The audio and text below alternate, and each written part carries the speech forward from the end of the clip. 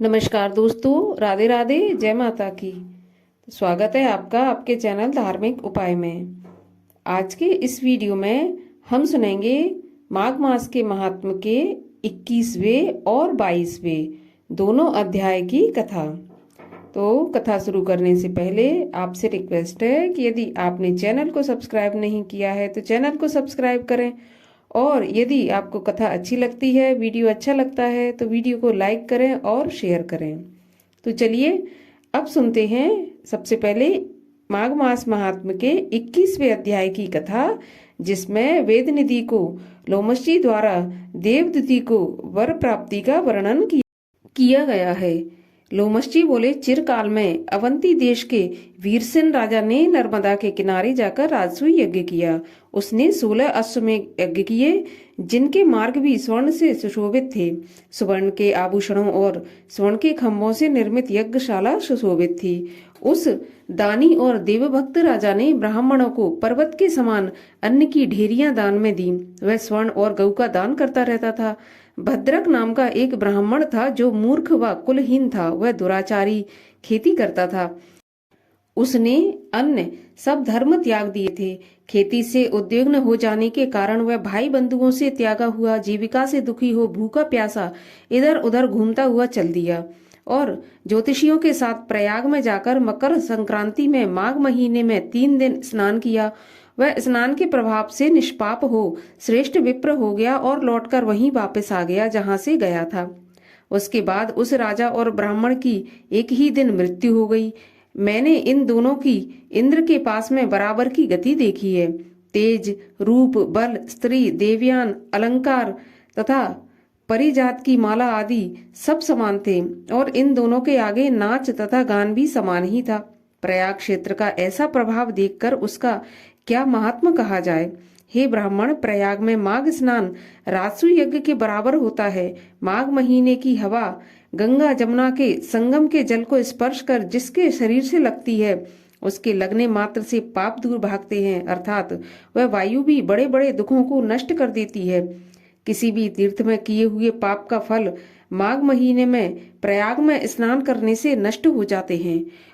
लोमशी बोले, हे विप्र, यहाँ मैं तुमसे पिशाच मोचन नाम का एक पुराना इतिहास कहता हूँ, सो सावधानी से सुनो।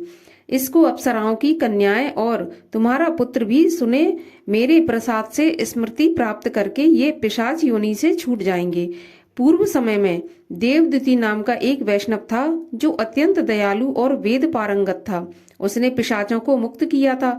वेदनिधि जी बोले, यह वहां का रहने वाला किसका पुत्र था और किस पिशाच को उसने मुक्त किया? हे महामुनि, यह सब वृत्तांत विस्तार पूर्वक कहिए। लोमश जी ने कहा, प्लक्ष से निकली हुई सुंदर सरस्वती के किनारे पर पर्वत के ऊपर उनका रहने का स्थान था।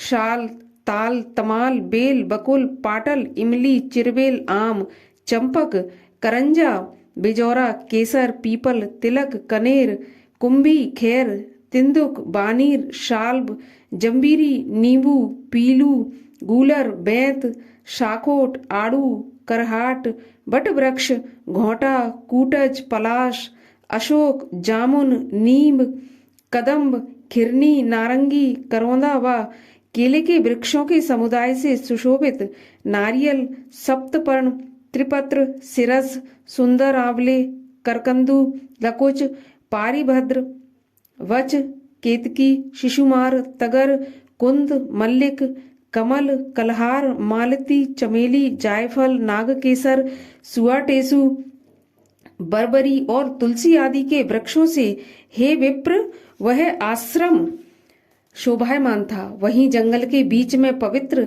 जल वाली सरस्वती नदी बह रही थी। वहां सारस मीठे स्वर से गूंजते थे, कोयल कूकती और भौरे गुंजारते थे। तोता मैना के शब्द से बड़ा कोलाहल रहता था। वहां अनेक प्रकार के जंगली पशु विचरण करते थे। वहां के वृक्ष फल फूलों से सदा लदे रहते थे। वह वन रजकण से धूमिल तथा मधुमक्खियों के पराग के छत्तों से पूर्ण था। नई नई मंजरी तथा पल्लव वाली लताएं वृक्षों से ऐसे लिपटी हुई थी मानो स्त्रियां अपने पतियों से आलिंगन कर रही हूं। उस आश्रम के तपस्वी ब्राह्मणों के शाप के भय से सुगंधित वायु भी मंद मंद चलती रहती थी। मेघ पाषाण वृष्टि नहीं करते थे और सूर्य जल व वनस्पतियों को नहीं सुखाते थे। उस वन में किसी प्रकार का कोई उपद्रव नहीं था। वहां सिद्ध पुरुष ही सदा रहते थे। वह वन चैत्ररथ नाम के वन के समान आनंद देता था। उसी वन में द्विजवर धर्मात्मा देवदूती सुमित्र ब्राह्मण का पुत्र, जो लक्ष्मी नारायण के वर से पैदा हुआ था, रहता था।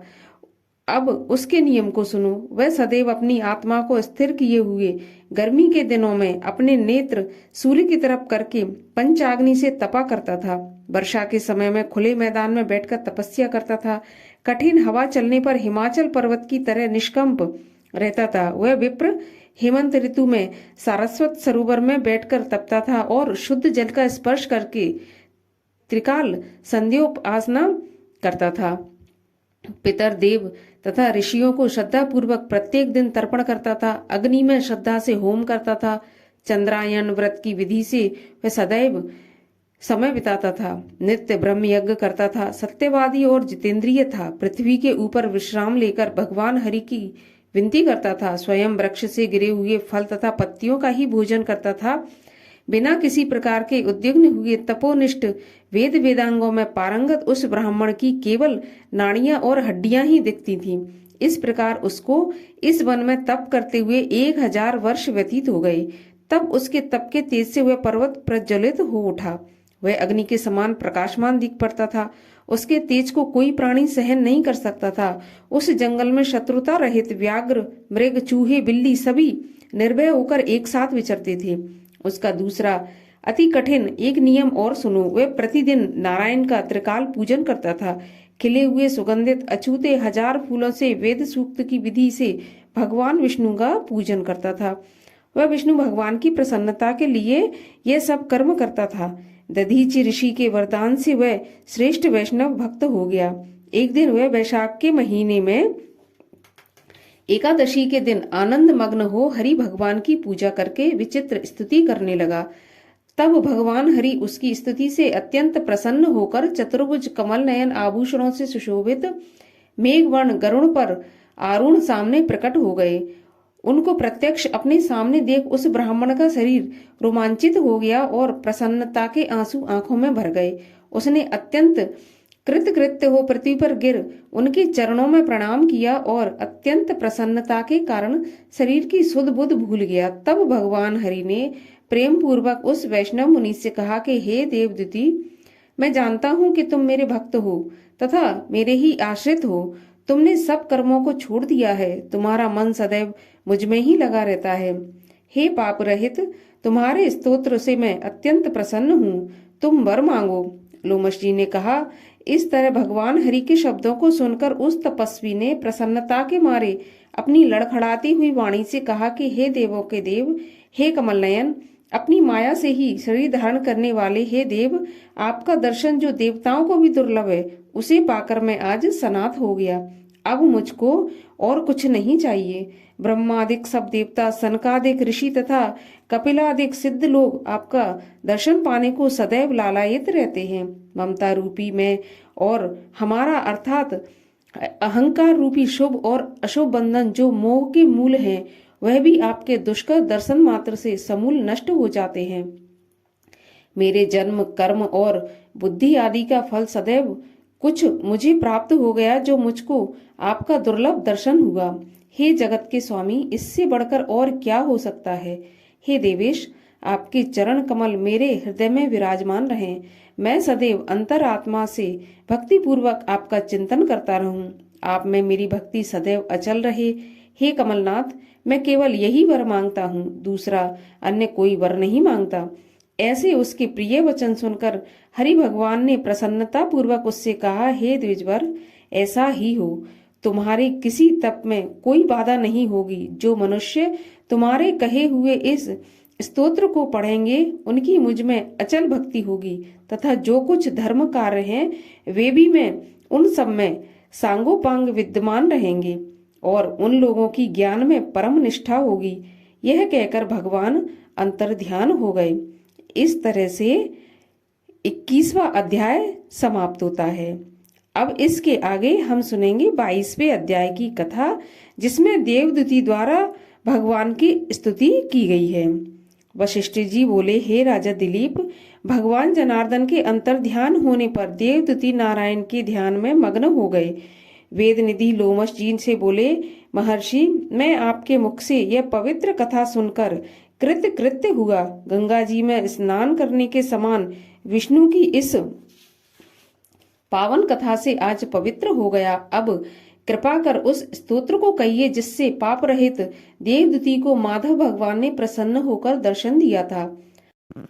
आप जैसे महापुरुषों के सत्संग से मुझको सिद्ध मनोरथ प्राप्त हुआ। लोमश जी बोले, हे वेदनिधि, मैं तुमसे उस उत्तम स्तोत्र का रहस्य कहता हूँ जो गरुण जी से मुनि वशिष्ठ को मिला था।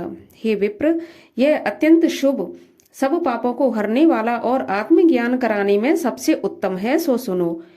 ओम नमो वासुदेवाय। विश्वव्यापी चक्रधारी भक्तों के प्रिय तेज स्वरूप भगवान कृष्ण को नमस्कार है।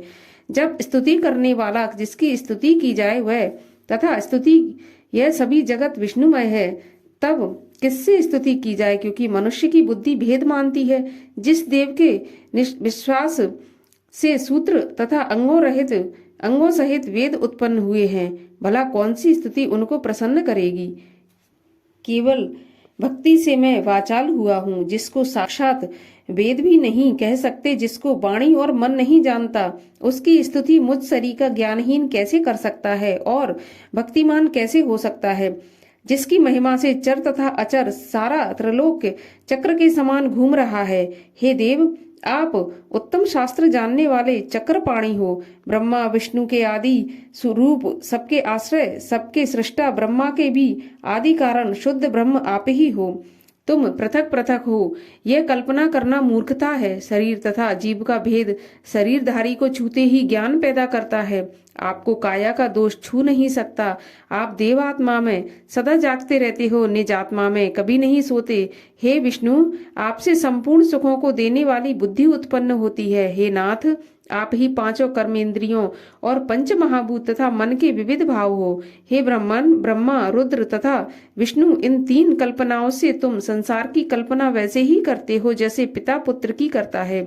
आपकी चिन्ह मूर्ति ने सारे संसार को बिना राग, मोह, द्वेष इत्यादि के और बिना सजातीय विजातीय स्वागत भेद इत्यादि के बिना रखा है। जिसका तत्व रूप जो कवियों में प्रकाशमान होता है तथा निर्मल तत्व को मैं नमस्कार करता हूँ। जिसके ज्ञान से श्रुतियों में कहे हुए कर्मों को लोग करते हैं, उस इच्छा रहित संसार के प्रिय पवित्र ब्रह्म को मैं नमस्कार करता हूँ। मैं उस सतस्वरूप हरि को नमस्कार करता हूँ जिनकी योगी लोग सब प्राणियों में आत्म रूप में अपर आत्मा के रूप में उपासना करते हैं। जिसको अद्वैत ब्राह्मण लोग मैं ब्रह्म हूँ ऐसा कहते हुए गाते हैं, यज्ञ करते हैं और अपने को आपके ध्यान में देखते हैं, उस माधव भगवान को मैं नमस्कार करता हूँ। मैं उस चित्त रूपी आत्मा को नमस्कार करता हूँ जो मनुष्यों के माया तथा मोह से पैदा हुए विचित्र आभास, अहंकार तथा ममता को जानकर खो देता है। संसार के मनुष्यों की मोह रूपी वायु से सदा भभकने वाली तृष्णा की ज्वाला आपके चरण कमल की छाया पड़ने से नहीं जलाती। जिसके स्मरण मात्र से मोह, बुरी गति, रोग तथा दुख कुछ भी पैदा नहीं होते, मैं उस अनंत रूप को नमस्कार करता हूँ। जिसके मिल जाने पर प्रजा और किसी कामना की इच्छा नहीं करती, जिसको जानकर अद्वैतवादी मनुष्य आत्मा के समान देखते हैं। यदि विष्णु शब्द का अर्थ और इसके विषय का ज्ञान एक ही होता है, तो इस सत्य से हे माधव, मैं संसार की माया में न फंसकर तुम्हारे ही ध्यान में रत हूँ। यदि वेदांत दर्शन की सम्मत से नारायण सारे संसार में व्याप्त हैं, तो इसी सत्य से मेरी विष्णु भगवान में निर्विघ्न भक्ति हो। जो बीज नहीं है अर्थात किसी वस्तु के कारण नहीं है, तो भी बिना बीज के अर्थात बिना किसी हेतु के स्वयं विद्यमान है। जो बीजों में बीज से युक्त है, वह भगवान विष्णु ज्ञान रूपी खंग से हमारे सांसारिक बीज को टुकड़े टुकड़े कर दे। जो संसार की सृष्टि, स्थिति तथा लय के लिए तीन रूप धारण करते हैं और इन कार्यों में सत्व, रज, तम इन तीनों गुणों में विद्यमान रहते हैं, वह भगवान मुझ पर प्रसन्न हो। वह भगवान जो सब देवताओं की प्रार्थना करने में धर्म की रक्षा करने के लिए 10 रूप से देह धारण कर अवतार लेते हैं, वह भगवान मुझ पर प्रसन्न हो। ब्रह्मादि से लेकर स्तंभ पर्यंत प्राणियों के हृदय रूपी निर्मल मंदिर में जो एक ही देव वास करते हैं, वह भगवान मुझ पर प्रसन्न हो। सृष्टि के पहले जिस देव ने इच्छा प्रकट की कि मैं एक से बहुत रूप हो जाऊं, और जो एक से अनेक रूप में हुए तथा देवताओं का निर्माण कर उनमें प्रवेश किया, वह भगवान मुझ पर प्रसन्न हो। हृदय रूपी आकार में आकाश में क्रिया करने वाले, आकाश के समान सब जगह रहने वाले, आकाश के भी आदि अर्थात उत्पन्न करने वाले, इंद्रियों से अलग इंद्रियों के क्रिया में प्रेरणा रूप कार्य करने वाले, आकाश में जाने वाले, ब्रह्म प्रलय के अंत में आकाश इत्यादि को मिटाने वाले आकाश मूर्ति, तुम यज्ञ भोक्ता हो, जो कांतिवान जगत को मोहित करने वाला, अज्ञान को तथा असत्यता से उत्पन्न दुख को नाश करने वाला हो, जिसके सुद्रूप की सत्ता से संसार आकार युक्त हुआ है, जो अविद्या रूपी संसार का त्याग करने वाला हो, वही जगन्मय आप हो। आपका बनाया हुआ यह विश्व आनंद करता है और आपसे त्याग किए जाने पर यह अपवित्र हो जाता है। उसका साथ करने पर भी तुम बिना साथ के बने रहते हो। इसी से तुम में कोई विकार नहीं होता। जिनको चारवाक पंचभूत के योग से पैदा हुआ चैतन्य मानते हुए उपासना करते हैं और प्रौढ़ तर्क से आपको क्षणभंगुर बुद्धि कहते हैं। जैन लोग तुमको शरीर का परिणाम मानते हैं तथा सांख्यवादी तुम्ही को प्रकृति से परे पुरुष मानकर ध्यान करते हैं। जो पूर्वजों के कहे जन्मादि से रहित पूर्ण चैतन्य रूप सर्वदा आनंद लक्ष्य वाले तुमको उपनिषद वाले ब्रह्मा नाम से चिंतन करते हैं। आकाश आदि पंच महाभूत, देह मन बुद्धि इंद्रियां, विद्या अविद्या, तुम ही सब कुछ हो। तुमसे अलग कुछ भी नहीं है। तुम ही सब प्राणियों को पैदा करने वाले हो। तुम ही मुझको अपनी शरण देने वाले हो। तुम ही अग्नि, तुम ही हवा, इंद्र, होता, मंत्र, क्रिया, फल सब कुछ तुम ही हो। तुम कर्म के फल को देने वाले तथा दीक्षितों की क्रिया को पूर्ण करने वाले हो। वैकुंठ में तुम्हारे सिवा कोई दूसरा नहीं है। मैं तुम्हारी ही शरण में हूँ। सब प्राणियों के तुम ही हेतु हो। तुम हमको शरण देने वाले हो। जिस तरह युवतियों की तरुणों में तथा तरुणों की तरुणी में हृदय की प्रीति रहती है, उसी तरह मेरी भी प्रीति तुम में बनी रहे।